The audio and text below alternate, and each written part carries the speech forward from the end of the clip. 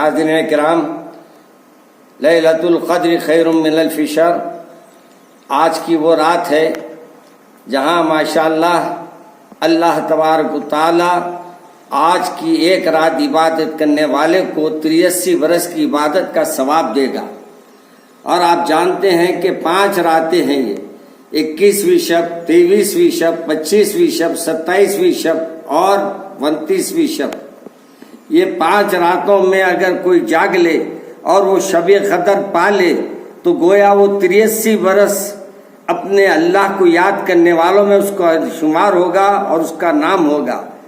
और अल्लाह तबारक व तआला रोज़ जितने जहन्नम से लोगों को आज़ाद करता है, शायद इस रात उन लोगों में हमारा भी नाम शामिल हो जाए, अल्लाह की मदद हमारी शामिल हाल हो जाए, अल्लाह की रज़ा हमारी शामिल हाल हो जाए। आप रोज़े तो हैं लेकिन रोज़ों को ज़ाय कर रहे हैं, अपने वक्त को ज़ाय करके अल्लाह की इबादत को छोड़ दिया, कुरान पाक को छोड़ दिया, तरावियों को छोड़ दिया, होटलों को आबाद किया, होटलों में अपनी ज़िंदगियों को लगा दिया, तफरीगाहों में लगा दिया। बड़े अफसोस के साथ उन मुसलमान जो नाम निहाद मुसलमान हैं, मैं उनके लिए यही कहूँगा कि अल्लाह ऐसे मुसलमानों को हिदायत दे।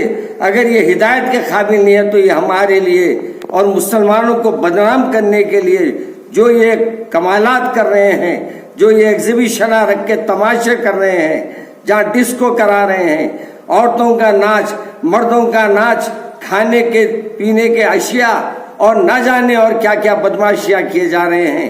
याद रखो, अल्लाह से डरो। चंद रुपये कमाने के लिए जो हमारे नौजवानों को दीन से गाफिल कर रहे हैं, उतना पूरों का अजाब उन लोगों के नामे अमाल में लिखा जाएगा जो ये बुनियाद डाल रहे हैं, जो ये अमल कर रहे हैं, चाहे वो किसी खानदान के हो, चाहे वो किसी नवाबजादे हो।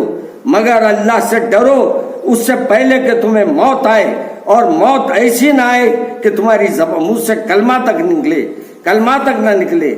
आज हमारा बच्चा पहले ही बहका हुआ है, गुमराहियों में है, उसको मजीद गुमराही के हवाले मत कर दो।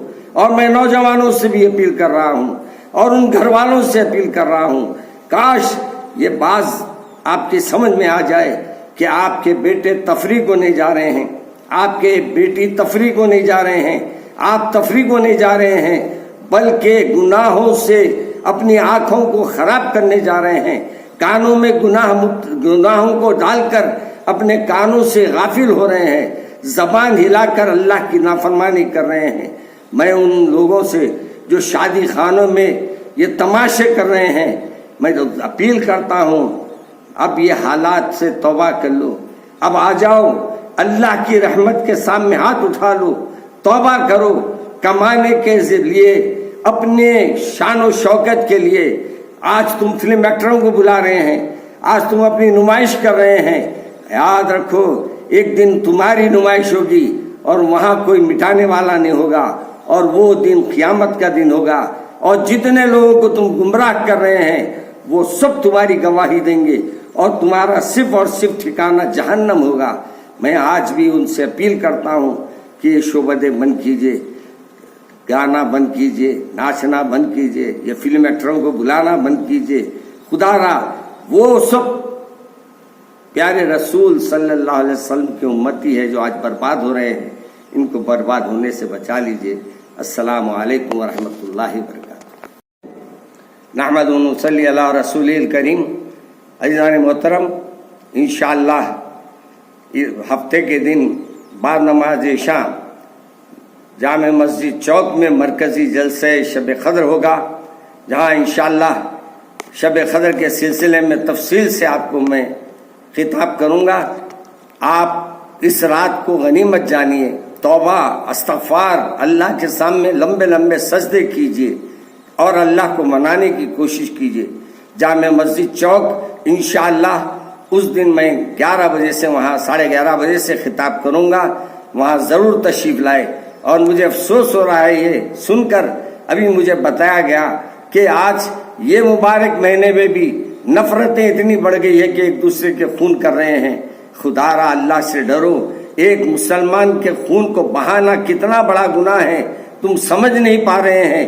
اپنے چند ٹکوں کے لیے کسی کے گھر کو تباہ کرنا، اپنے چند خواہشات کے لیے کسی کے گھروں کو برباد کرنا ایک مسلمان کا یہ کام نہیں ہو سکتا۔